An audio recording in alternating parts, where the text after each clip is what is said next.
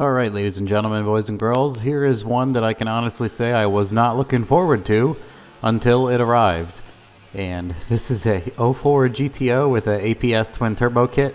And the owner said that he bought the car new in 04 and installed this kit with like 2,000 miles on the car. And it has 55,000 miles on it currently. And the kit's been on this whole time.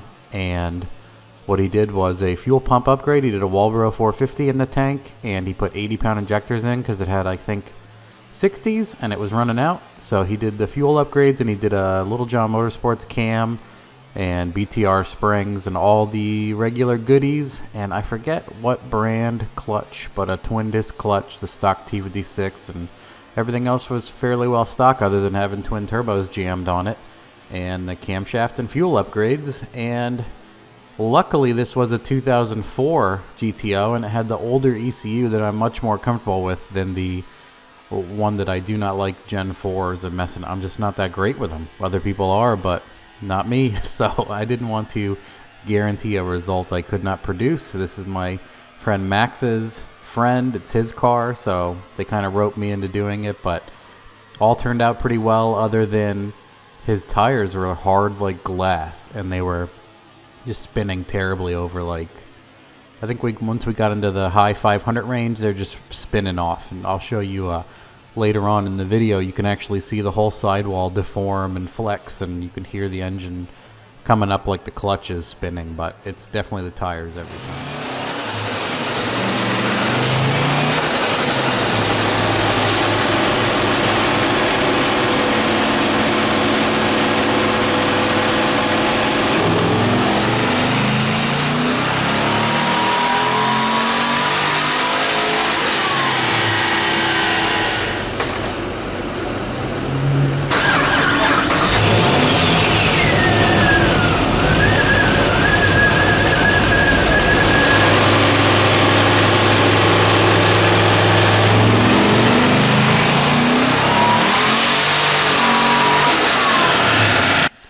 Now there, if you listen, it sounds like it was the clutch.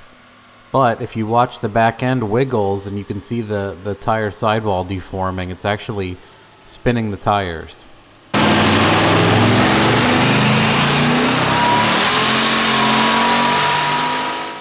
So for a couple hits here, we just tried to get the tire to warm up, roll into it a bunch of times, get the tire speed higher. We tried letting air out of the tires. We tried everything. Forgive me lurching the shit out of this car on the dyno. I was wearing boots, and my tippy toes were catching under the dash every time I let the clutch out. So fucking annoying.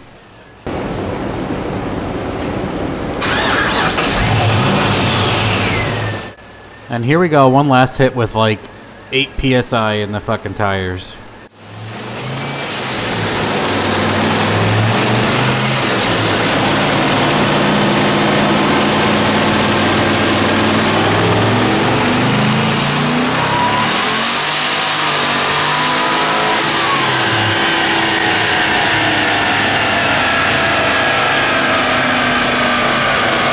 So now you can see where I started off pretty low, and even though I have plenty of 80-pound injector base maps, I don't have anything with twin turbos right around this size. So there was actually a ton of air down low, and my base tune-up was lean. So my first couple of hits there, are seemingly pretty low. I have 8 degrees of timing in the car, and it just had 0 fuel. So obviously they are partials, and I was, as we roll into it and cleaning it up, the car ended up making 526 horsepower pretty easily on 6 pounds of boost.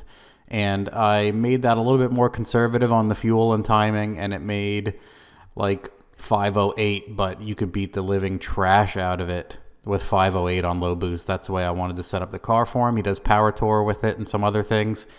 And, just to make it simple and not tear itself up on low boost.